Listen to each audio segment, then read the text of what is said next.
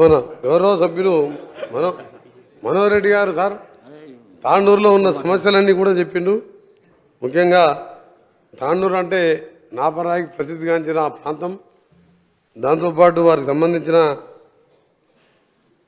Almost అన్నీ మీరే ఒక సబ్జెక్టు 2 సబ్జెక్టు మాట్లాడని చెప్పిన తాండూరులో ఇన్ని సమస్యలు ఉన్నాయని ఇప్పుడే తెలిసింది మాకు. తెలంగాణలో ఏమంటే బంగారు తెలంగాణ అయిపోయింది, కొన్ని మిగిలిందేమనుకున్నాం. ఆ సమస్యలు తింటూనే మా సభ్యుడు చెప్తుంటే అన్నిటినే ఉన్నట్టు అనిపిస్తుంది. జూనియర్ కాలేజ్ లేదు, దాని నల్గొండకు పోయి చూసా మహాత్మా గాంధీ యూనివర్సిటీ ఉన్నది, ఎస్ఎల్పిసి సొరంగం ఉన్నది, నల్గొండకు ఎందుకు పోదు అని పాపం సార్. తాండూరులో మా ఎమ్మెల్యేని అప్పుడు గెలిపిస్తే మా ఎమ్మెల్యేని కొనుక్కపోయింది తప్ప ఆయన అభివృద్ధి కోసం పోయిందని చెప్తే నేను అనుకున్నా అభివృద్ధి కోసం పోయిండేమో, తాండూరు బాగుపడదేమో అనుకున్నా. ఆయన అభివృద్ధి అయింది తప్ప తాండూరు అట్నే ఉన్నది, ఇంకెక్క పోయింది. తప్పకుండా వారు చెప్పిన సమస్యలని నోట్ చేసుకున్న అధ్యక్ష, దాంట్లో అన్నీ చెప్తా.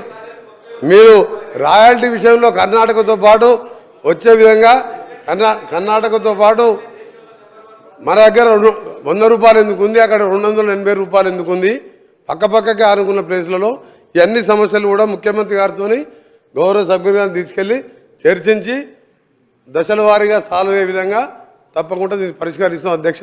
అన్నీ నోట్ చేసుకున్నాం. గౌరవ సభ్యులు డాక్టర్ రామచంద్ర నాయక్ గారు.